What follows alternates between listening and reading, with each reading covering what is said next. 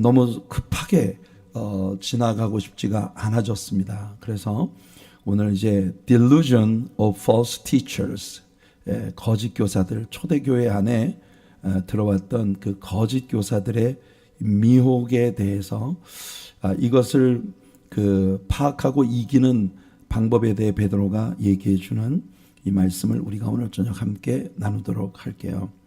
기독교의 그 가르침 안에는 언제나 그 거짓 선지자, 거짓 교사들이 늘 있어 왔었어요. 그게 기독교 역사가 우리들에게 보여주는 그런 내용입니다. 자, 오늘 우리 베드로후서 2장은요, 지난 수요일 저녁에 우리가 함께 다루었던 베드로후서 1장의 마지막 절로부터 시작이 되고 있는 그런 내용이에요. 자, 베드로후서 1장 마지막 절, 베드로후서 1장 21절 앞장에 21절을 보시면 예언은 언제든지 사람의 뜻으로 낸 것이 아니요 오직 성령의 감동하심을 받은 사람들이 하나님께 받아 말한 것입니다. inspiration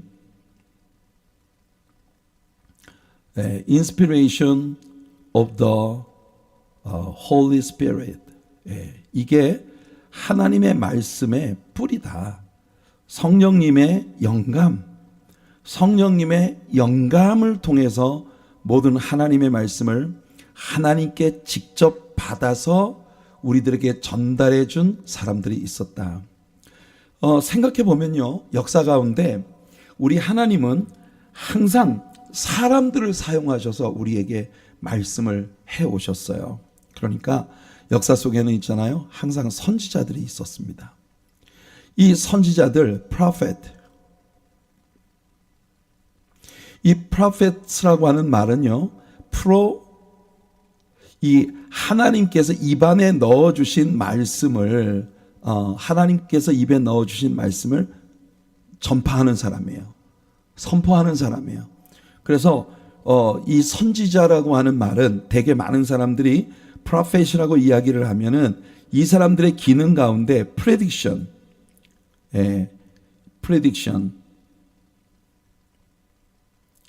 예견이죠. 예견.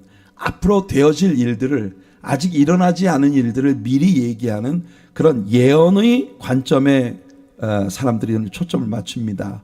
왜냐하면 프로페시라고 하는 말 자체를 선지자라고도 번역을 하지만 예언자라고 이렇게 말을 하기도 하거든요.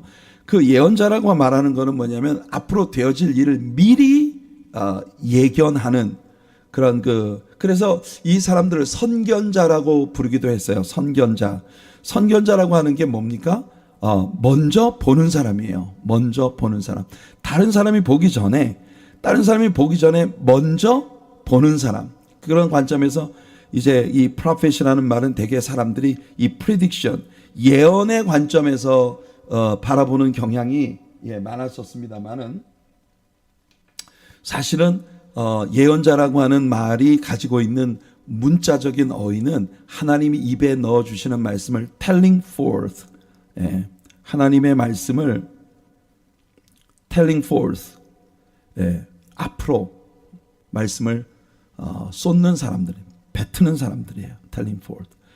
되게 telling forward라는 개념으로 예언자의 의미를 보지만, 자, 그래서 어떻든 하나님께서 입에 넣어주신 말씀을 전할 때 자기가 하나님의 뜻대로 말씀을 전파하는 것으로 인해서 자신의 인생에 굉장히 손해를 보고 희생을 당하고 심지어는 하나님의 말씀을 전파하는 일 때문에 굉장히 아주 많은 불이익을 겪어야 하는, 심지어 핍박을 받고 박해를 받고 막 감옥에 갇히고 돌로 맞기도 하고 말씀 사역을 통해서 굉장히 어려움을 겪기도 하지만 오직 하나님이 입에 넣어주신 그 말씀을 사람들에게 전하는 거기에 목숨을 거는 그런 정말 참된 교사들, 선지자들이 있었단 말이에요.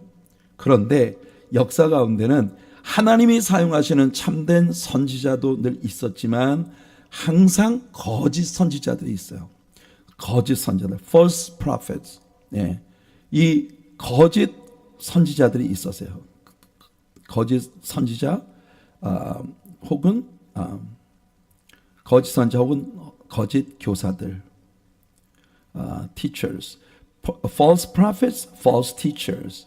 항상 거짓. 하나님이 보내지도 않았는데 하나님의 이름으로 예언을 해요. 하나님이 자기에게 말을 전하라고 가르쳐 주지도 않았어요. 근데 자기가 꾸며낸 말로 사람들을 현혹하는 그런 부류의 사람들이 역사 가운데 항상 있었다는 것을 베드로는 1세기 교회 안에 기독교 신앙을 혼란스럽게 만드는 많은 가짜 선지자, 가짜 예언자, 거짓 교사들을 분별해내는 방법과 그리고 그 거짓 교사들에게 유혹받지 않는, 현혹되지 않는 그런 그 방법이 뭔가, 이거를 베드로는요 1세기 교회의 크리스찬들에게 가르치고 싶었던 겁니다.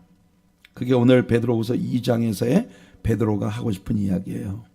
네, 하나님은 항상 선지자들을 통해 말씀하시지만 선지자들이 있는 반면에 거짓 선지자들이 항상 있어 왔다는 것이 성경이 우리들에게 보여주는 이야기예요. 자, 그러나라고 하는 이 부정 접속사로 베드로후서 2장이 시작되고 있습니다. 그러니까 그러나라고 하는 이 단어가 우리들에게 보여주는 건 뭐예요? 그 앞에 있는 구절과 연결이 되어 있다는 걸 의미하죠.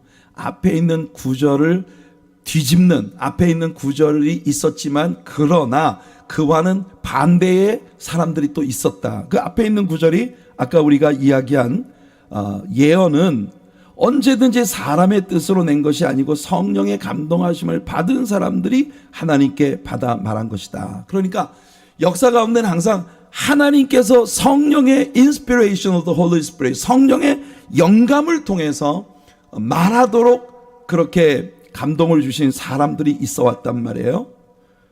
그런데 이 장에 들어가면서 그러나 그런 사람이 있었던 반면에 백성 가운데 또한 거짓 선지자, false prophets, 거짓 선지자들이 일어났었나니 역사 가운데는 이 백성들 중에서 항상 가짜 예언자들이 일어났었다. 이와 같이 역사 속에 항상 그래왔던 것처럼 이와 같이, 이 말은 뭐예요? 지금도 베드로가 이 서신을 쓰고 있는 그 시대에도 너희 중에도 거짓 선생들, false teachers, 이게 나오는 겁니다. 베드로가 지금 사람들에게 경고하고 있는 게 너희들 안에 false teachers들이 있어, 거짓 교사들이 있어. 그 거짓 교사들이 너희들 가운데도 있다. 당연히 예전에 쭉 거짓 선지자들이 있어 왔던 것처럼 지금 이 시대에도 너희들 가운데 거짓 선생들이 있다. 그들은 멸망하게 할 이단을, 사람을 멸망으로 이끌 이단을 가만히 끌어들여서 자기들을 사셨다는 게 뭐예요? 구속하셨다, 그 말입니다. 구속.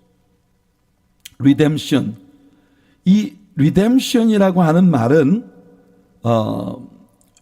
다시 사온다는 뜻이거든요. 내가 원래 내 거였어요. 근데 남의 것이 돼버렸어. 그런데 내가 가서 너무 사랑하기 때문에 그것을 다시 내가 값을 지불하고 사오는 거예요. 이게 예수 그리스도가 십자가 위에 피 흘리고 죽으시고 그 피값을 지불하시고, 우리는 원래 하나님이 지으셨으니까 본래 하나님의 소유거든요. 하나님의 소유였던 우리가 아담과 하와의 범죄로 말미암아 마귀에게 속한 것이 됐어요. 그런 걸 우리 예수님께서 십자가의 피값을 지불하시고 다시 사오셨어요. 되사오셨단 말이죠. 그게 바로 구속의 개념이에요. 자기들을 사신 주를 부인하고 임박한 멸망을 스스로 취하는 자들이라. 이 사람들은 멸망을 스스로 자취하는 자들이에요. 자, 바울 사도도 고린도 교인들에게 쓴 서신에서 예언의 은사에 대해 이야기를 하면서 모든 예언을 다 믿지 말아라. 사람들이 너희들에게 와서 주님의 이름으로 내가 예언을 한다 아무리 말을 해도 모든 사람들의 예언을 다 믿지 말고 그 예언이 진실로 하나님께로부터 온 것인지를 시험해 보라. 이게 바울의 경고예요. 고린도 교인들에게 바울이 말하기를, 누가 너에게 와서 자 형제요, 하나님이 내게 당신에 대한 그 예언을 주셨습니다라고 말을 하면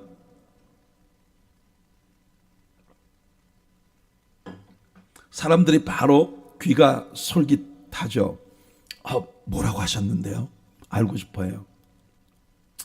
하나님께로부터 예언을 받았다고 누가 여러분들에게 이야기를 해도 그것이 진실로 하나님께로부터 왔는지 시험해보라. 시험해보라. 테스트해봐라. 테스트. 그 예언이 진짜 하나님께서 주신 예언인가, 하나님께로부터 온 예언인가 시험해보라. 이렇게 바울 사도는 경고하고 있습니다.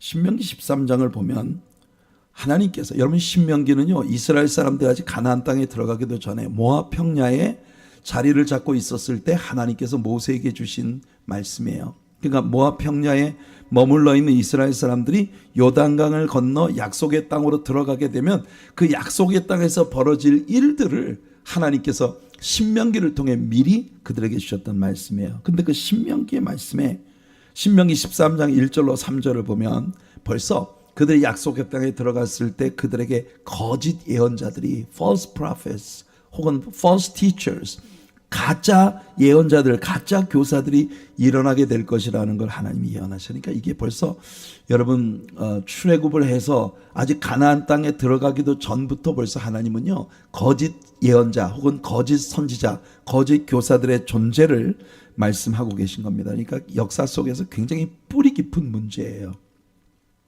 너희 중에 선지자나 꿈꾸는 자, 주로 내가 하나님께로부터 당신에게 오는 메시지가 있습니다라고 말하는 사람들이 굉장히 자주 사용하는 단골 메뉴가 나 당신 꿈꿨어.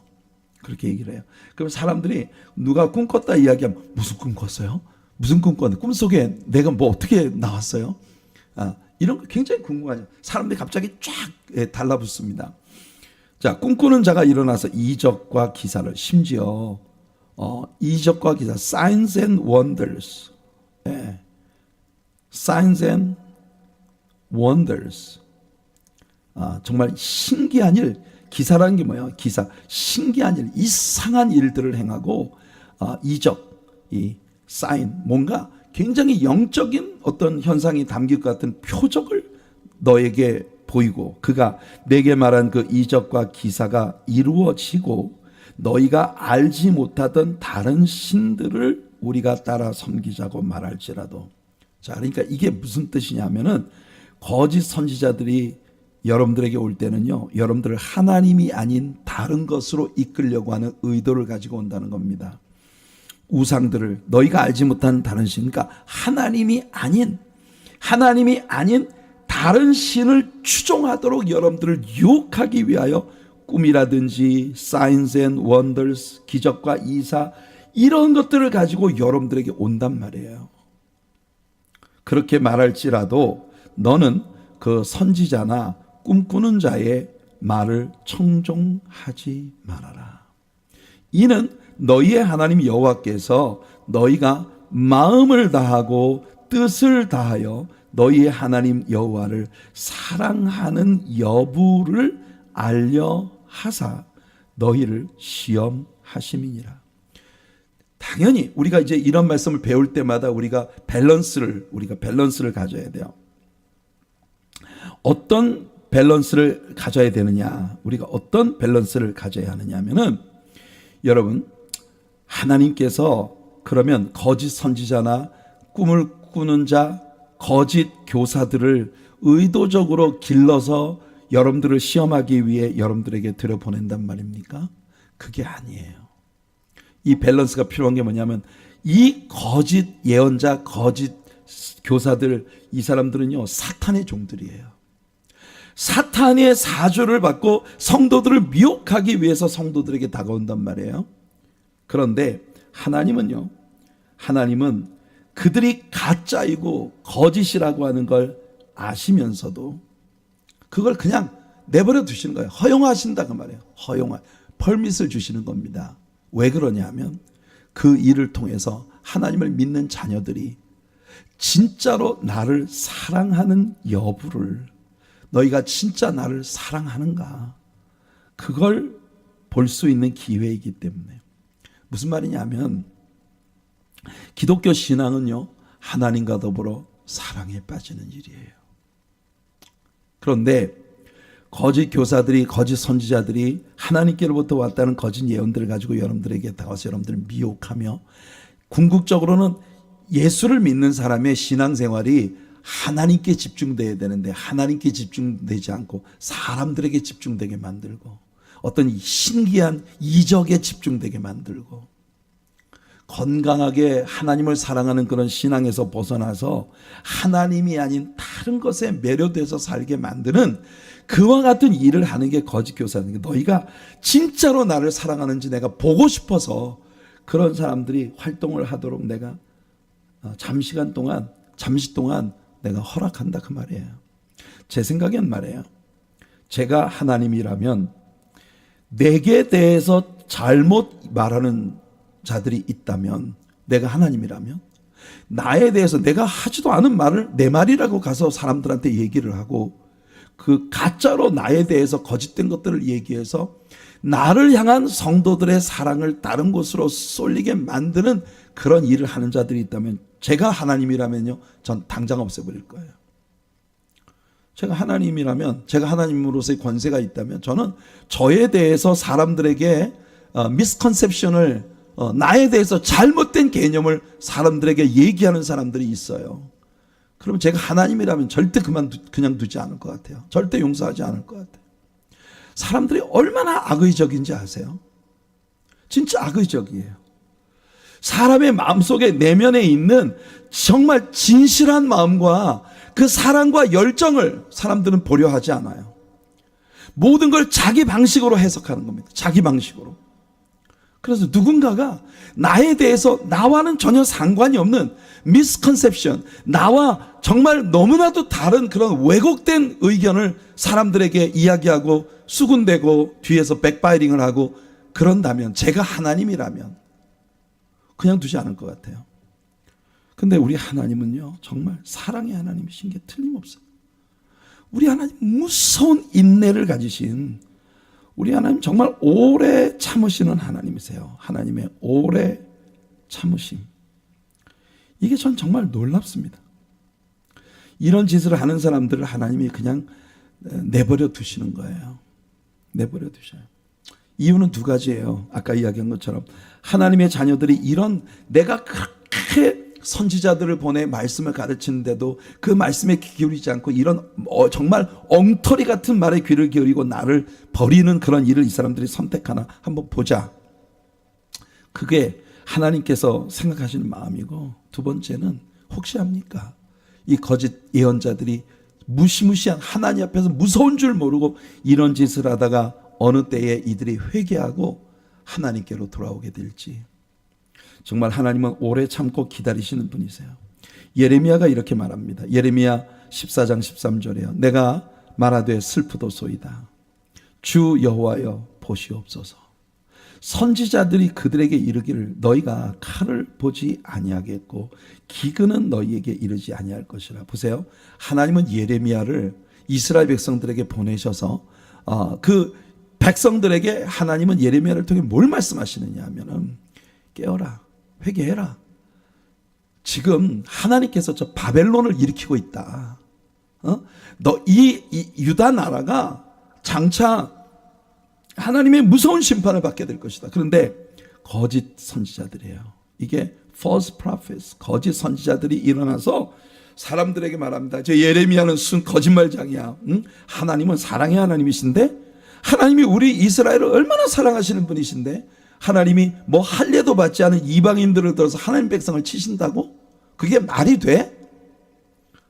이 사람들은 항상 입만 열면 peace, peace. Oh, don't worry. Be happy. Everything's gonna be okay. 그렇게 이야기를 하는 거예요. 걱정하지 말아라. 사람들은 누구 말을 더 듣기 좋아해요? 예레미야는 하나님께서 그 입에 넣어주신 말씀을 사람들에게 전했는데 사람들은 예레미야를 듣기 싫어합니다. 왜? 예레미야의 입에서 나오는 말씀은 너무 어렵거든요. 그런데 거짓 선지자들은요,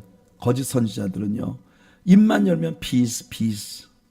모든 것 다 괜찮을 거야. 하나님이 우리 하나님이신데 내가 이곳에서 너희에게 확실한 평강을 주리라. 예레미야의 메시지는요, 이스라엘이 장차 바벨론에 포로로 잡혀가게 되리라는 게 예레미야를 통해서 하나님이 주신 말씀이에요. 근데 거짓 선지자들은 무슨 소리에 이 땅에서 이 하나님이 주신 이게 약속의 땅인데 이 땅에서 확실한 평강을 주실 것이다. 사람들은요, 이런 사람들의 말을 듣는 겁니다. 여호와께서 내게 이르시되 선지자들이 내 이름으로 거짓 예언을 하도다. 나는 그들을 보내지 아니하였고 그들에게 명령하거나 이르지 아니하였거늘 그들이 거짓 계시와 점술과 헛된 것과 자기 마음의 거짓으로 너희에게 예언하는도다. 예레미야 때 거짓 선지자들이 일어나서 절대로 예루살렘은 바벨론에 의해서 공격받거나 포로로 잡혀가거나 이런 일 없을 거야. 그래서 예레미야는요, 하나님께서 이렇게 거짓 예언을 하는 자들이라고 그들을 단정 지으실 때 예레미야가 하나님, 저들을 죽여주시옵소서. 그 거짓 선지자에 대해서 예레미야는 그래서 하나님을 믿고 예언을 했습니다. 그들은 반드시 죽을 것이다. 그런데 예레미야의 예언이 이루어졌어요. 그해 7월 달에 그 거짓 예언자들이 다 죽었어요. 그러니까 정말 하나님이 정말 얼마나 오래 참으시는 분이냐면 이렇게 하나님이 보낸 선지자를 죽이려고 감옥에 가두고 돌로 치고 하면서 거짓 예언으로 사람을 현혹하는 자들을 7개월 동안이나 기다려주신 거예요. 7개월 동안 하나님의 그들을 향한 심판이 유예됐어요. 하나님은 정말 인내의 하나님이십니다. 그죠? 자, 예레미야 23장 16절과 17절. 만군의 여호와께서 이와 같이 말씀하시되 너희에게 예언하는 선지자들의 말을 듣지 말라. 그들은 너희에게 헛된 것을 가르치나니 그들이 말한 묵시는 자기 마음으로 말미암은 것이요 여호와의 입에서 나온 것이 아니니라. 야, 얼마나 무서운 말입니까? 그들이 백성들을 안돈시키고 백성들을 평화롭게 만들기 위해 백성들에게 하고 있는 그 모든 이야기들은 하나님의 입으로부터 나온 것이 아니고 지들 마음에서부터 나온 것이다. 그렇게 하나님 말씀하시고 계셔요. 항상 그들이 나를 멸시하는 자에게 이르기를 너희가 평안하리라. 여러분, 이 이스라엘 백성들이 하나님을 멸시하는 삶을 살고 있어요. 근데 그들이 어떻게 평안할 수가 있겠습니까? 그러면서 그들에게 자기들이 하고 있는 말이 여호와의 말씀이다. 그럼 사람들은요 다 아멘해요. 왜냐하면 듣기가 좋으니까. 평화롭다는데, 하나님 심판 안 하신다는데, 하나님이 멸망 안 시키신다는데 뭐 얼마나 좋아요. 그냥 아멘이죠. 또 자기 마음이 완악한 대로 행하는 모든 사람에게 이르기를 재앙이 너희에게 임하지 아니하리라. 이 거짓 예언자들은 항상 평화를 이야기하는 자들이라는 겁니다. 꿈 이야기나 자신이 보았다는 환상 이야기를 늘 하고 다니는 사람들이 있어요. 여러분, 우리는 하나님의 말씀을 쫓아가야 합니다. 하나님 말씀을 쫓아가야 돼요. 우리가 하나님의 말씀을 가지고 있고, 그리고 하나님의 말씀의 잣대로 여러분 성경을 정경 하나님의 영감되어진 하나님의 말씀으로 채택된 그런 성경을 캐논이라고 말합니다. 캐논. 이 캐논 카메라 회사 아니에요. 캐논이라는 말은요, 룰러, 잘한 뜻이에요. 모든 정규. 예, 여러분이 잘을 한문으로 정규라고 합니다. 정규. 무슨 말이냐면은 모든 것을 딱 재는, 자로 길다 짧다. 하나님의 말씀이 모든 것을 견주는 잣대입니다. 우리가 그런 하나님의 말씀을 가지고 있다는 게 얼마나 큰 선물이고 얼마나 큰 축복이냐 그 말이에요. 그런데 하나님의 이 축복된 선물을 다 외면하고 신앙생활을 합니다. 사람들이, 하나님은 정말 이 말씀을 사람들에게 가르치고 싶어 하시는데 사람들은 말씀을 듣는 걸 굉장히 힘들어하고 싫어해요. 말씀 대신 오늘 현대인들에게 그걸 적용이라고 사람들은 말을 합니다. 금방 알아듣고 금방 써먹을 수 있고 금방 적용할 수 있는 그런 말들. 그건 뭐예요? 예화. 그리고 돌아다니는 어떤 이야기들. 오늘 이 시대의 사람들의 호감을 가질 수 있는 그런 주제들. 그런 것에 사람들은 귀를 기울이는 거예요. 에스겔 선지자에게 하나님 말씀하십니다. 인자야, 너는 이스라엘에 예언하는 선지자들에게 경고하여 예언하되 자기 마음대로 예언하는 자에게 말하기를 너희는 여호와의 말씀을 들으라. 하나님 정말 안타깝게 말씀해요. 왜 너희는 내 말을 전하는 자들이라고 하면서 왜 내 말을 안 들어? 내 말을 전하는 자들이면 내 말을 연구해야 될 거 아니야. 내 말을 붙잡고 씨름해야 될 거 아니야. 왜 자꾸 딴 데서 찾느냐고. 하나님의 안타까움입니다. 주 여호와의 말씀에 본 것이 없이 자기 심령을 따라 예언하는 어리석은 선지자에게 화가 있을진저. 이스라엘아, 너의 선지자들은 황무지에 있는 여우 같으니라. 예, 하나님은 이 거짓 선지자들을 여우 같다고 했어요. 너희 선지자들이 성 무너진 곳에 올라가지도 아니하였으며, 이 여우 같은 존재가 뭐냐? 지금 이스라엘의 성곽이 무너지고 이스라엘이 지금 망해가고 있단 말이에요. 누가 보더라도 이스라엘이 하나님을 경멸하고 멸시하고 하나님을 그들의 삶에서 배제하고 하나님의 가르침을 따라 살지 않는 그런 삶을 살고 있으니 지금 이스라엘은요, 성벽이 무너지고 망해가고 있다니까요. 아니, 에스겔 시대는 이미 망했잖아. 에스겔은요, 2차 포로들과 함께 바벨론에 끌려가서 그 그발 강가에서 하나님의 예언을 받은 사람 아니에요? 예레미야 시대는 아직까지 일어날 일들이 먼 시대에 있었기 때문에 그랬다 칩시다. 에스겔은요, 예레미야의 한 말이 이미 그대로 현실이 되어버린 그 시대에 살았던 사람이거든요. 그런데 에스겔 시대에도 아직도 여우 같은 거짓 선지자들이 있었어요. 그들은 뭐 하는지 아세요? 이스라엘 족속을 위하여 여호와의 날에 전쟁에서 견디게 하려고 성벽을 수축하지도 아니하였느니라. 여러분, 진짜 이 사람들이 하나님의 종이라면 이스라엘 사람들의 안전과 이스라엘 사람들의 평화를 위해서 정말 땀 흘려 수고하고 봉사하는 그 일에 참여해야 된다는 거예요.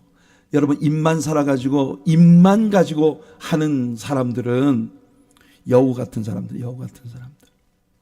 백성들이 성벽을 수축하는 일에 전혀 도움을 주지 않아요.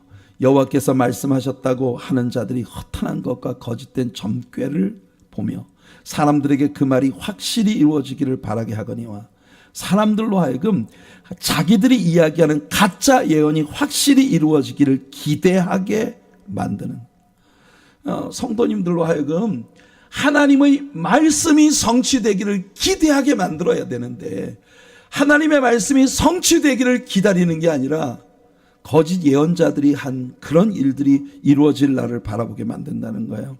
그들은 여호와가 보낸 자가 아니라, 그들은 여호와가 보낸 자가 아닙니다. 너희가 말하기는 여호와의 말씀이라 하여도 내가 말한 것이 아닌즉 어찌 허탄한 묵시를 보며 거짓된 점괘를 말한 것이 아니겠느냐. 이게 여러분, 오늘날의 교회가 능력을 잃어버리는 이유가 바로 여기 있어요. 오늘날의 교회들이 계속해서 이 현대인들이 추구하고 있는 철학, 심리학 이런 쪽에 관심을 기울이고 사람들을요, 신앙을 심리학화하는 거예요. 심리학화. Psychologizing of the faith. 믿음을 심리학화하려고 하는 그런 노력이 현대 기독교인들에게 굉장히 인기를 끌고 있는 그런 사고방식이라는 거예요. 그래서 적극적인 사고방식, positive thinking 이런 게 어마어마한 사람들을 교회로 불러 모았던 겁니다. 그러나 그 많은 군중들이 모였던 교회가 진실로 오늘의 이 세계가 닥치고 있는 그 어려움 속에서 전혀 능력이 없는 교회라고 하는 걸 역사 속에서 얼마나 많이 보여왔어요. 안타까운 일이죠. 그러므로 주 여호와께서 이같이 말씀하셨느니라. 너희가 허탄한 것을 말하며 거짓된 것을 보았은즉 내가 너희를 치리라. 주 여호와의 말씀이니라. 에스겔은요, 이미 하나님께서 예레미야를 통해서 예언하셨던 그 예언이 그들의 눈앞에서 다 성취된 시대의 말씀을 전하는 자예요. 그런데 아직도 그런 시대에도 아직 거짓 선지자들이 있습니다. 베드로는 이제 곧 우리들에게 예수님의 재림의 날에 관한 이야기를 할 건데, 예수님의 재림의 날에 관한 이야기를 하고자 하는 베드로의 그 급박한 마음 속에도 아직 false teacher들이, 가짜 교사들이 사람들을 주님이 아닌 다른 곳으로 마음을 돌리게 만드는 그 일을 베드로는 안타까워하고 있는 거예요.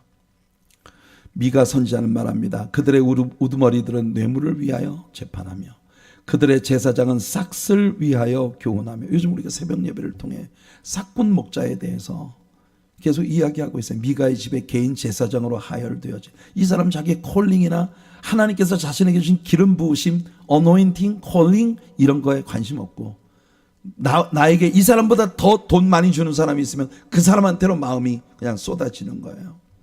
그런 삶을 사는 그들의 선지자는 돈을 위하여 점을 치면서도 여호와를 의뢰하여 이르기를 여호와께서 우리 중에 계시지 아니하냐, 재앙이 우리에게 임하지 아니하리라 하는도다. 모든 시대에 이런 선지자들이 있어 왔다는 겁니다. 베드로 때에도 지금까지 우리가 이야기해온 역사 속에 있었던 그 수많은 거짓 선지자들처럼 베드로의 시대도 여전히 거짓 교사들이 존재하고 있었다. 그 이야기를 베드로가 하고 있는 겁니다. 그것을 경계해야 한다. 워닝을 주고 있는 거예요. 이것은 베드로의 말뿐만 아닙니다. 예수님도 거짓 선지자들을 삼가라. 양의 옷을 입고 너희에게 나오나 속에는 노략질하는 힐이라. 예수님도 거짓 교사들에 대해서 워닝을 주셨어요. 마태복음 24장 4절에 예수께서 대답하여 이르시되 너희가 사람의 미혹을 받지 않도록 주의하라. 우리들 곁에는요, 사람의 미혹이 굉장히 많다는 겁니다. 그래서 여러분, 가장 안전한 건 뭐냐면요, 성경 자체를 공부하세요. 성경 자체를 읽고 배우고 외우고 묵상하고 적용하고, 항상 말씀을 큐티를 하면서 그 말씀을 통해서 하나님이 직접 여러분들에게 주시는 말씀을 듣기 위해 애쓰세요. 그게 진짜 크리스티아니티입니다. 그게 진짜 크리스천의 삶을 사는 거예요. 많은 사람이 내 이름으로 와서 이르되 나는 그리스도라 하여 많은 사람을 미혹하리라. 엔타이 크라이스트, 적그리스도.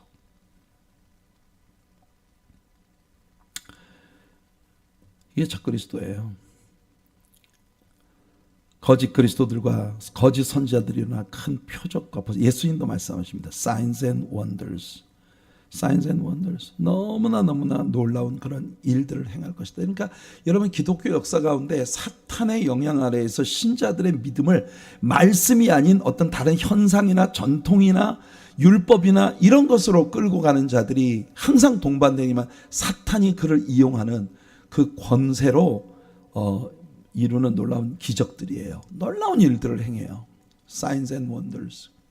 기독교 역사 가운데 항상 이런 Signs and wonders 무브먼트가 있었고요. 또 Faith 무브먼트라고 일컬어지는 그런 운동들이 있었어요. 이게 진정한 주님을 향한 기독교 신앙의 미니스트리가 아니라 놀라운 표적으로 사람들의 관심을 집중시켜서 말씀이 아닌 곳으로 사람들을 끌고 가는 그런 일들입니다. 요한복음 1장 1절로 3절에 태초에 말씀이 계시니라. 이거 우리 얼마나 큰 축복입니까? 이 말씀이 하나님과 함께 계셨으니 이 말씀은 곧 하나님이시니라. 이게 예수 그리스도예요. 예수 그리스도. 그가 태초에 하나님과 함께 계셨고 만물이 그로 말미암아 지은 바 되었으니 지은 것이 피조된 것이 하나도 그가 없이는 된 것이 없느니라. 모든 것들이 다 여러분 말씀으로 지어졌다. 그러니까 성경은 우리들에게 명쾌하게 얘기해 주는 거예요. 모든 게 말씀으로 되어졌어요.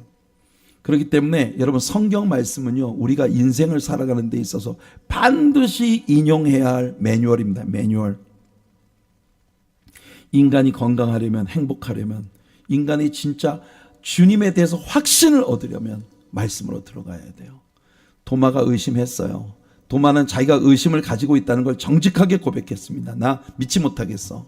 차라리 그렇게 정직하세요. 난 믿음이 부족해요. 나 성경 지식이 없어요. 난 모르겠어요. 그러면 예수님이 여러분 앞에 오십니다. 그래서 도마로 하여금 나의 주 나의 하나님이시니이다 라고 고백하기에 이르도록 만들어주시는 거예요. 예수님은요, 내 손을 만져봐라, 내 옆구리에 창자국을 만져봐라, 그리고 믿음 없는 자가 되지 말고 믿는 자가 되어라.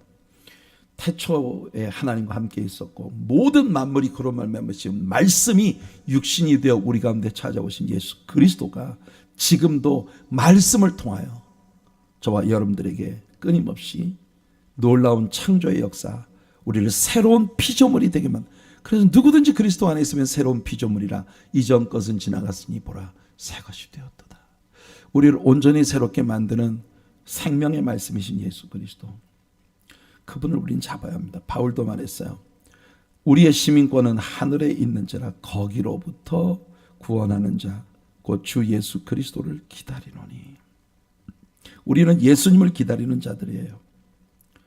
디모데전서 3장 16절에 크도다 경건의 비밀이요 그렇지 않다 하느니 없도다. 그는 육신으로 나타난 바 되시고 영으로 의롭다 하심을 받으시고 천사들에게 보이시고 만국에서 전파되시고 세상에서 믿음 받으시고 영광 가운데서 올려주셨느니라. 구약에 있었던 거짓 선지자들은 하나님이 입에 넣어주지도 않은 말씀을 말하는 자들이었고, 신약 시대에서 거짓 교사들은 뭐냐, 예수 그리스도를 전하지 않고 딴 걸 전하는 것이, 예수 그리스도를 전하지 않고 다른 것을 전하는 것이 false teacher, 거짓 교사들이다. 거짓 교사들은 예수 그리스도의 신성을 부정하거나 또는 예수 그리스도가 하나님의 독생자이심을 부정하는, 심지어 예수님이 천사 중에 하나라, 대능한 마이클이나 뭐 이런 그 천사 중에 하나라고 주장하는 자들도 있습니다. 심지어 몰몬교는 예수님이 루시퍼의 형제였다고 이야기를 합니다. 예수 그리스도의 신성과 그가 우리와 동일한 육체로 오셨음과 그의 죽으심이 우리를 구원하는 유일한 하나님의 선물이라는 것, 예수 그리스도가 바로 복음이고 예수 그리스도가 바로 살아있는 하나님의 말씀이시라는 것, 여기에 포커스 되어져야 한다는 걸 베드로는 이 디모데후서 2장에서 우리에게 들려주고자 하는 겁니다. 그래서 거짓 교사들이 항상 존재했는데 문제는 뭐냐면요, 어느 시대에나 그 거짓 교사들을 추종하는 자들이 많다는 거예요. 거짓 선지자들이 어떻게 존재할 수 있느냐면, 신기해. 내가 보기에는 저 사람이 진짜 하나님의 말씀을 전하는 게 아니에요. 근데 사람들이 왜 저렇게 인기가 많지?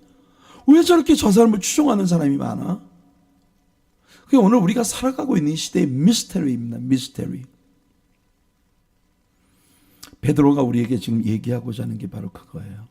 그들의 티칭은요, 항상 말초적이고 육신적이고 탐욕적이에요. 그래서 거짓 교사들의 전형적인 특징이 뭐냐면 그들이 부자가 된다는 거예요. 왜냐하면 그들이 하나님의 말씀을 가르친다고 사람들을 가르치면서 그 사람들을 착취해서 그 사람들로 하여금 많은 물질을 바치게 만들고, 그리고 그것을 통해서 자기가 굉장히 부와 영광을 누리는 그런 삶을 사는 것이, 역사 가운데 있었던 거짓 선지자들은 대부분이 부자였어요. 그게 참 안타까운 일입니다. 자, 2절을 보시면 여럿이 그들의 호색하는 것을 따랐다. 여러분, 우리가 호색이라고 이야기하면은 바로 떠올리는 것이 성적인 그런 그 성적인 간음, 음란, 이것을 우리가 당장 떠올릴 거잖아요. 그죠? 근데 여기서 우리말 성경에서 호색이라고 번역되어 있는 이 단어가 뉴 킹 제임스 버전에서 보면은 뭐라고 되어 있냐면 and many will follow their destructive ways라고 되어 있어요. destructive ways. destructive ways라는 건 뭐예요? 그들을 파괴시키는 길로 쫓아가는 자. 이거 호색한다는 것이 파괴시키는 것을 따라간다, 이렇게 되어 있거든요. 이 단어를 헬라어 원어에서 찾아보면요, 아델게이아입니다. 아셀게이아. 시그마예요. 아셀게이아. 그 아셀게이아, 여러분 헬라어에서 아가 나오면 부정이에요. 반대. 뒤에 나오는 것을 반대로 뒤집는 거예요. 자, 그래서 부정 접두어입니다. 셀게스. 이 셀게스가 뭐냐면은 조심성, 근신, 그리고 절제, 그리고 경건. 그래서 셀게스. 이 말의 원어가 루트가 셀게스예요. 셀게스인데 이 말은 뭐냐면 근신 없다, 절제 없다, 경건성 없다. 그러니까 아셀게이아. 이 아셀게이아라고 하는 이 단어, 우리말 성경에는 호색이라고 번역이 되어 있는데 이게 약간 좀 생뚱맞은 번역이에요. 근데 이것이 원래 의미는, 여러분, 거짓 교사들의 전형적인 특징이 뭐냐 하면은 사람들을 파괴하는 길로 사람들을 이끈다는 거예요. 그들은 하나님의 진리를 다루는 일에 조심성이 전혀 없습니다. 근신하지 않아. 삼가, 절제하고 참고 경건을 추구하지 않아. 그런 사람들의 도를 사람들이 따라간다 그 말입니다. 사람들은요, 오늘날 교회에서 목사님들이 여러분들에게 가르쳐주는 성경 말씀에 귀 기울이지 않아요. 그래서 신천지 같은 그런 이단들이 그렇게 많은 교회들을 파괴시키는 거예요. 그들은 요한계시록에 나오는 14만 4천이 누구냐? 이마에 인 맞은 14만 4천이 누구냐? 너는 그 14만 4천의 숫자에 들어왔느냐? 이런 데 관심을 가지고 있어요. 그러면서 신천지는요, 자기들끼리 나는 유다 지파야, 나는 레위 지파야. 여러분, 그런 뻥이 어디 있습니까? 여러분, 레위 지파, 유다 지파, 시므온 지파, 아셀 지파, 갓 지파, 이런 지파들은 다 뭐예요? 이스라엘 민족을 얘기하는 겁니다. 성경은 분명히 말했어요. 이스라엘의 12지파에서 각 지파당 12,000명이 인을 받게 될 것이다. 그거는 대환란이 이 땅에 벌어질 때 하나님이 그 대환란을 통과하고 나올 유대인들에게 인을 친 숫자라고 성경이 말을 하고 있어요. 근데 이방인인 자기들이 무슨 레위 지파가 아셀 지파고 무슨 뭐 갓 지파고 단 지파가 있어요. 실패한 이스라엘의 지파가 그렇게 되고 싶은가? 왜 이런 일에 현혹되느냐 하면은 성경을 안 배우니까 그래요. 성경을 안 배우니까. 그래서 사람들은 목사님들이 가르쳐주는 하나님 말씀에는 참 가치를 부여하지 않아요. 대신 누가 뭐 예언을 받았다, 꿈을 꿨다, 어떤 신비한 어떤 현상을 가지고 오면 사람들 금방 현혹됩니다. 그들이 탐심으로써 지어낸 말을 가지고 너희로 이득을 삼으니. 보세요. 항상 역사 속에 있었던 이단자들은요, 굉장히 큰 부자였습니다. 그들에게 막 공포감을 조성하고, 옛날에 다미선교회, 제가 주일날 다미선교 얘기했잖아요. 그 다미선교, 그때도 그 다미선교 사람들은 엄청 부자가 됐어요. 왜냐하면 사람들한테 곧 예수님이 오시니까 이제 세상은 금방 망한다. 근데 다 재산 팔아가지고 교회에다 바치라 그래. 아니, 내일 모레 예수님 오셔서 다 망한다며. 그런데 뭐 재산 다 팔아서 교회에다 바치라고 그래? 다 없어질 거라면서. 그러니까 교회가 뭐 엄청 부자가 됐어요. 근데 어떻게 그런데 그렇게 속을 수가 있나? 아이러니예요. 거짓 교사들의 목적은요, 사람들의 등을 쳐서 사람들을 통해서 자기 개인적인 이득을 얻으려는 게 거짓 교사들의 목적입니다. 그들의 심판은 옛적부터 지체하지 아니하며 그들의 멸망은 잠들지 아니하느니라. 제가 이 말씀을 공부하면서 제가 이렇게 보면 베드로의 가르침과 유다 있잖아요. 유다서에 나오는 유다의 가르침이 많은 부분에서 일치하고 있다는 걸 볼 수 있습니다. 그러니까 베드로가 주지하고 있었던 1세기 크리스천 교회 안에 있었던 이단들은요, 율법주의 아니면 영지주의, 그 영지주의 이단들이 오늘날의 여호와의 증인이라든지 여호와의 증인이라든지 무슨 이런 그 그룹들 있잖아요. 오늘날 신천지, 이런 그룹들의 전형적인 모체예요. 베드로는 교회에서 말씀 사역을 통해 하나님의 양들을 섬기는 사람들에 대해 인스트럭션을 줬어요. 너희 중에 있는 하나님의 양무리를 치되 억지로 하지 말고 하나님의 뜻을 따라 자원함으로 하며 더러운 이득을 위하여 하지 말아라. 그러니까 요즘 새벽 예배 때 우리가 배우고 있는 단지파처럼 자기들에게 주어진 복은 다 발로 차고 엉뚱한 데 다니면서 남의 것 탐내고 남의 것 빼앗으려고 하는 사람, 그 미가의 집에 고용되어져 있던 레위지파 소년, 삭슬 위해서 일하는 자, 돈을 주면 일해요. 그 돈을 내가 나에게 주는 그 분야에서만 일해요. 나를 알아주는 데에서만 일을 해요. 누가 나에게 더 좋은 대우를 해주면 당장 그쪽으로 갈 마음이 있어. 이게 여러분 미가의 집에 있었던 요나단이라는 레위지파 소년의 이야기 아닙니까? 베드로는 하나님의 종들, 자신과 함께 동역자가 된 하나님의 종들에게 네가 사역을 하는 모티브가 뭐냐, 그걸 항상 스스로에게 물으라고 말씀합니다. 내가 하나님의 종으로 살아가는 나의 모티브는 지금 어디에 있는가? 하나님의 나를 부르신 그 부르심, 나에게 주신 기름 부으심, 그리고 내가 섬기는 양떼들의 진정한 안전과 영원한 이득을 위하여 우리 성도들이 정말 저의 섬김을 통해서 정말 영원한 안전과 영원한 복을 누릴 수 있는 길이 뭔가, 그걸 찾으라는 거예요. 그게 베드로의 말입니다. 하나님은요 정말 오래 참으시는 분이지만 하나님의 오래 참으심이 끝나는 시간이 온다. 이게 오늘 우리가 살아가고 있는 이 시대가 우리들에게 보여주는 이야기예요. 베드로는 4절부터 11절까지 해서 말합니다. 보세요. 하나님이 범죄한 천사들을 용서하지 아니하시고 지옥에 던져 어두운 구덩이에 두어 심판 때까지 지키게 하셨으며, 보세요. 이거 유다서에 나오는 내용하고 너무나 일치하지 않아요?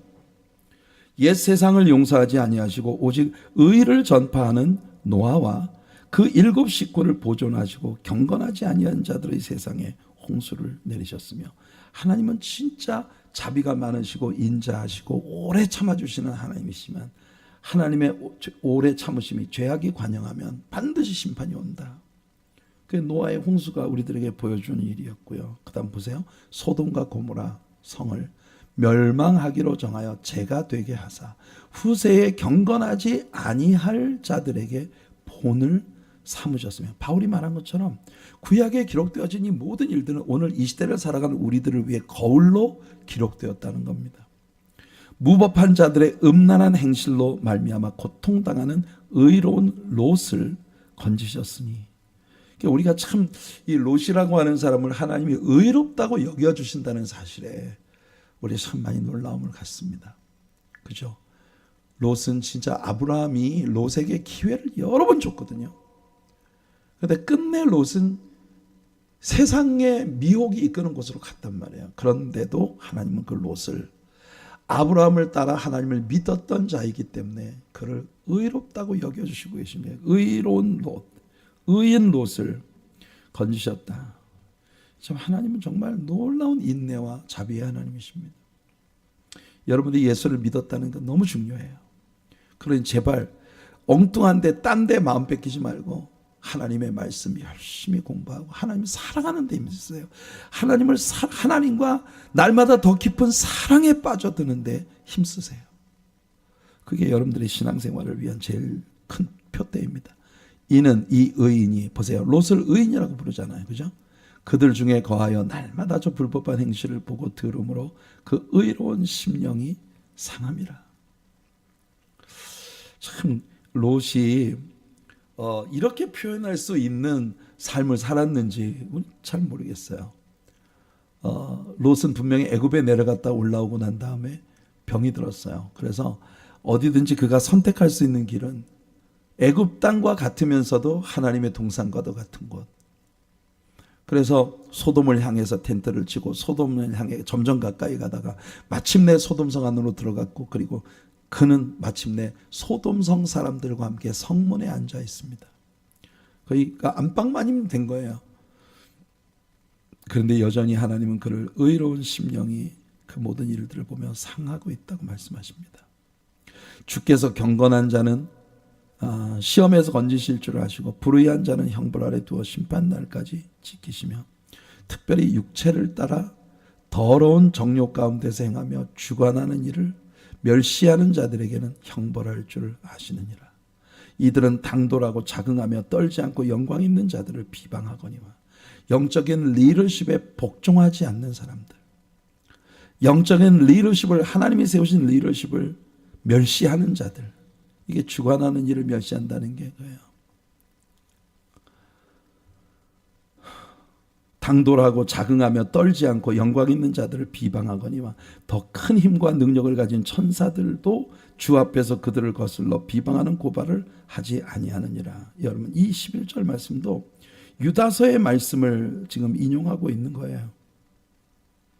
유다가 우리에게 뭘 얘기해 주었습니까? 베드로가 여기서 이야기하고 있는 부분이 바로 유다가 얘기하기를 미가엘 천사가 모세의 시체를 놓고 사탄과 싸웠다고 그랬어요. 근데 사탄이지만 미가엘 천사가 사탄을 함부로 저주하지 않았다. 사람이라는 존재를, 어떤 그 타인의 존재를 다루는 일에 있어서 굉장히 신중한, 그래서 미가엘은 하나님께 순종하는 천사잖아요. 그죠? 그런 군장인데, 근데도 불구하고 미가엘이 사탄을 함부로 저주하지 않았다 그랬어요. 함부로 비방하는 말을 하지 않았다. 비방하는 고발을 하지 않았다. 사탄과 미가엘은 둘 다 굉장히 파워풀하고 영향력이 있는 천사들이었어요. 사탄도 타락한 천사였으니까. 이들이 모세의 시체를 놓고 싸웠다고 했는데 아마도 세상이 끝날 때에 미가엘과 사탄은 다시 한번 엄청난 충돌을 일으킬 거라 보여집니다. 자, 다시 거짓 선지자들의 이야기로 돌아가요.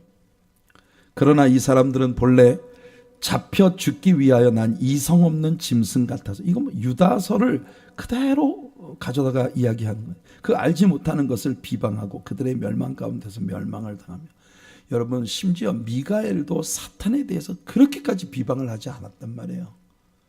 그런데 오늘날 사탄의 영향을 받는 많은 사람들이 그렇게 하나님의 종들을 턱없이 비방하고, 하나님의 종들이 가르치는 가르침을 경멸하고, 하나님의 말씀의 가르침을 값없이 여기는 그런 삶 가운데로 돌아가고 있는 걸 베드로가 지적하고 있는 거예요.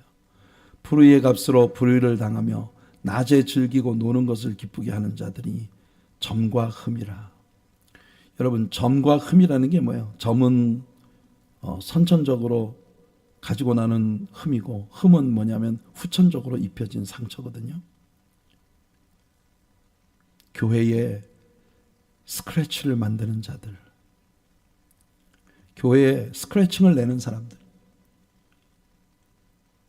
예수 그리스도의 몸된 교회를 스크래칭을 내는 일을 하면 안 됩니다. 여러분, 내가 죽어도 그리스도의 교회는 세워야 해요. 내가 희생을 당하고 내가 사람들에게 멸시를 받아도 그리스도의 몸된 교회는 세워야 합니다. 근데 겁 없이 교회에 상처를 입히는 그런 사람들이 있다는 거예요. 그들은 너희와 함께 연회할 때, 그 애찬의 암초라고 유다가 말했잖아요. 그죠? 너희와 함께 연회할 때 그들의 속임수로 즐기고 놀며, 앞에서는 막 친절하게 막 형제님, 자매님, 근데 눈에만 안 보이면 비방하고 비평하고, 심지어 미가엘 천사도 사탄에게 대해서도 함부로 비방하는 말을 하지 않았다는데, 왜 그렇게 틈만 나면 비방하는 말, 자기 정확하게 알지도 못하면서 모든 걸 다 알고 있는 것처럼. 그래서 음심이 가득한 눈을 가지고 범죄하기를 그치지 아니하고 굳세지 못한 영혼들을 유혹하여. 이게 제일 중요한 겁니다.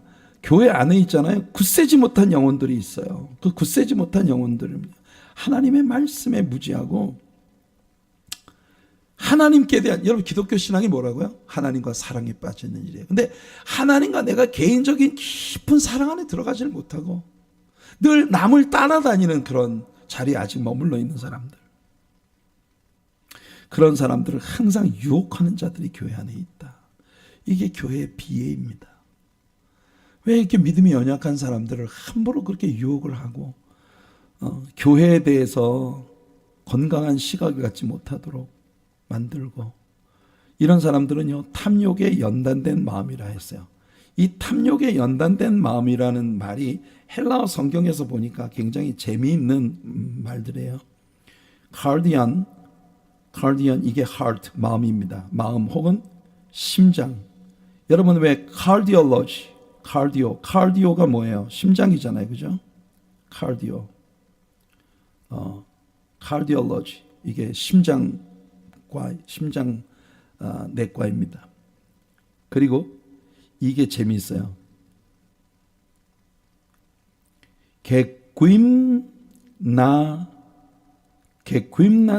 메넨. 이 게굼나스라는 말이요, 오늘날 영어에 두 개의 단어가 여기서 파생이 됐어요. 이 굼나스라고 하는 말이 짐, 여러분들이 왜 열심히 가서 엑서사이징 하는 데 있잖아요, 짐. 그 굼나스라고 하는 말이 짐나스틱, 운동이에요, 운동. 그런데 굼노스라고 하는 단어가 무슨 뜻이냐? 벌거벗었다 그 말입니다. 벌거벗었다. 그러니까 완전히 막 옷을 훌렁 벗어 던지고 열심히 체력 단련을 하는 그 짐. 그러니까 이 두 가지 단어가 이 단어에서 나왔어요. 짐에서 열심히 운동을 하는데 옷을 다 훌떡 벗어버리고, 그래서 그런 일에 사람들 앞에 막 그 노출되고 자기의 수치를 드러내고 하는 일에 조금 더 거리낌이 없을 정도로. 그리고 플레오넥시아, 이 플레오넥시아스라고 하는 말이 탐욕입니다. 탐욕. 그러니까 이 세상에서 있잖아요, 막 가진 욕심을 내고 온갖 욕심, 자기가 그냥 가지고 있는 탐욕을 쫓아서 다니는 거에 완전히 옷을 뻘거벗고 짐에서 막 땀 뻘뻘 흘리면서 운동을 해가지고 거기에 막 연단되어진 사람처럼, 이런 벌거벗은 욕심을 사람들에게 다 적나라하게 드러내는데 그게 창피한 줄 몰라요. 거기에 완전히 다 그냥 연단이 돼, 거기에 훈련이 돼 있어서 너무나 트레인드 돼 버려서. 그게 참 무서운 말입니다. 이게 심장이, 그 사람의 심장이 벌거벗고 열심히 단련을 했어요. 무엇에? 속에 숨겨진 욕심을 드러내는 일에 거리낌이 없어요. 그러니 이런 사람들을 베드로는 말하기를 저주의 자식이라 이렇게 말을 하고 있어요. 굉장히 흥미로운 부분이에요. 그들이 바른 길을 떠나 미혹되어 부올의 아들 발람의 길을 따르는도다. 그는 불의의 삭스를 사랑하다가 자기의 불법으로 말미암아 책망을 받되 말하지 못하는 나귀가 사람의 소리로 말하여 이 선지자의 미친 행동을 저지하였느니라. 우리가 이제 요한 1, 2, 3서를 배우고 난 다음에 유다서에 우리가 들어가게 되는데, 유다서는 한 주 만에 끝낼 거예요. 왜냐면 한 장이니까. 그 유다서에 보면 이 내용들이 다 나옵니다. 발람의 어그러진 길로 간 자들, 이 사람들은 물 없는 셈이요 광풍에 밀려가는 안개니. 보세요, 유다서의 말들을 똑같이 하고, 그들을 위하여 캄캄한 어둠이 예비되어 있나요? 그 유다가 누구냐면 예수님 동생이거든요. 예수님의 동생. 베드로는 자기가 예루살렘 교회를 주도해서 엄청난 부흥을 일으키고, 그 다음에 그 예루살렘에서 핍박받은 사람들에 의해 안디옥에 세워진 교회에서 온 세계의 선교를 해간 문들이 열려지면서 베드로는 역사의 무대 뒤쪽으로 사라집니다. 그러면서 예수님의 동생이었던 야고보가 초대교회의 지도자가 되도록 그를 세워요. 베드로가 참 아름다운 사람입니다. 베드로는 예수님의 수제자였던 사람이잖아요. 절대 이기적 욕심이 없어요. 아마도 이 유다도 예수님의 동생이었기 때문에 그 유다가, 예수님의 동생으로서의 유다가 가지고 있었던 그 사고를 베드로가 굉장히 사랑했던 것 같아요. 그들이 허탄한 자랑의 말을 토하며 그릇되게 행하는 사람들에게서 겨우 피한 자들을 음란으로서 육체의 정욕 중에서 유혹하는도다. 하나님의 말씀을 진정으로 사랑하고 하나님과 진정한 사랑에 빠져 그 거룩한 주의 길을 가야 할 그 백성들을 현혹해서 오직 자신의 마음에 숨어있는 이 심장이 너무나 벌거벗은 채 단련을 받아가지고 부끄러울 것이 자기 속에 있는 탐욕을 드러내는 일을 조금 더 부끄럽게 여기지 않는 그런 일로 사람들을 전염시켜가는 그런 모습을 보여주는 겁니다. 그들에게 자유를 준다 하여도 자신들은 멸망의 종들이니 누구든지 진 자는 이긴 자의 종이 됨이라. 거짓 교사들이 교회와 성도들에게 미치는 그 영향이 얼마나 무서운가 하는 걸 베드로는 여기서 이야기하고 있는 겁니다. 그 거짓 선지자들, 거짓 교사들과 또 그 거짓 교사들을 추종하는 사람들 대부분이 한때는 예수님에 대한 지식을 가지고, 다시 말하면 예수를 믿었고 신앙생활을 하던 사람들이 변질되어져서 이런 길을 가는 사람들이 역사 속에는 많이 있었다는 겁니다. 한때는 예수 안에 거하던 자들이었어요. 안타깝게도 한때 예수 안에 거하던 자들이 이단이 됐어요. 그리고 한때 예수 안에 거하던 자들이 그 이단들을 추종하는 자들이 됐어요. 그러니 여러분, 우리는 우리의 영혼을 늘 깨워서 정말 정신을 차리고 하나님의 진리의 말씀으로 들어가기 위해 여러분 우리의 삶의 모든 걸 쏟아야 합니다. 만일 그들이 우리 주 되신 구주 예수 그리스도를 알므로 세상의 더러움을 피한 후에 다시 그 중에 얽매이고 지면 그 나중 형편이 처음보다 더 심하리니. 예수님 말씀 같죠? 예수님 그렇게 말씀하셨잖아요. 마귀가 한 사람에게서 나갔는데 물 없는 곳을 다니며 쉴 곳을 얻다가 얻지 못하고 돌아와 보니 자기가 떠났던 그 집이 깨끗이 수리되고 소재되었더라. 가서 자기보다 더 흉한 귀신 7을 데리고 들어와 거하매 그 사람의 나중 형편이 전보다 더 흉하게 되었다. 의의 도를 안 후에 받은 거룩한 명령을 저버리는 것보다 차라리 알지 못하는 것이 도리어 그들에게 나으니라. 저는 제 사역을 하면서 있잖아요,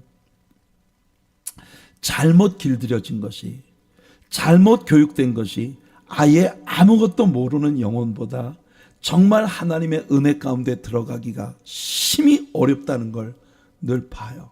차라리 교회를 한 번도 안 다닌 사람은요, 교회 나오면 성도님들이 생각하기에 이런 말은 평신도들이 너무 받기 어렵다라고 생각을 하지만, 아예 마음에 아무것도 그려지지 않은 백지를 가진 사람들의 마음속에는요, 그런 말씀이 다 은혜로 받아들여져요. 근데 잘못 길들여진 마음이 그 마음속에 있는 모든 것들을 다 벗겨내고 정말 새로운 하나님의 은혜를 받는다는 게 쉽지가 않아요. 그게 진짜 어려운 일입니다. 베드로는 여기 베드로후서 2장에서 오늘 우리들에게 굉장히 많은 것들을 얘기해 주고 있어요.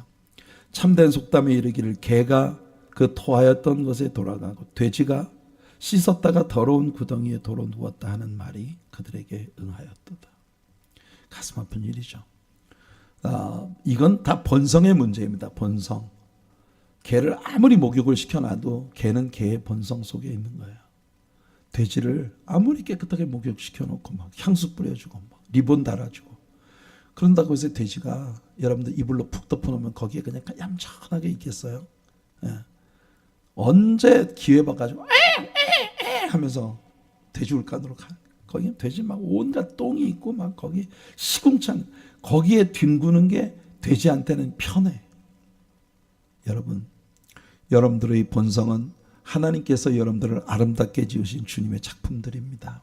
그러니 우리 인생의 매뉴얼이 되는 하나님의 말씀의 가르침, 우리가 오늘 베드로후서 2장에서 나오는 이 거짓 교사들의 가르침, 그런데 현혹되지 않고 항상 하나님의 말씀 자체에 입각해서 하나님과 더불어 더 깊은 사랑에 매료되고 그 사랑에 빠져들어가는 여러분들의 신앙이 되어 여러분들의 내면에 있는 본성 자체가 완전히 변화되고 그리스도 안에서 new creature, 새로운 피조물이 되어지는 그런 복을 여러분들 꼭 누리시기를 예수님의 이름으로 축복해 드립니다. 은혜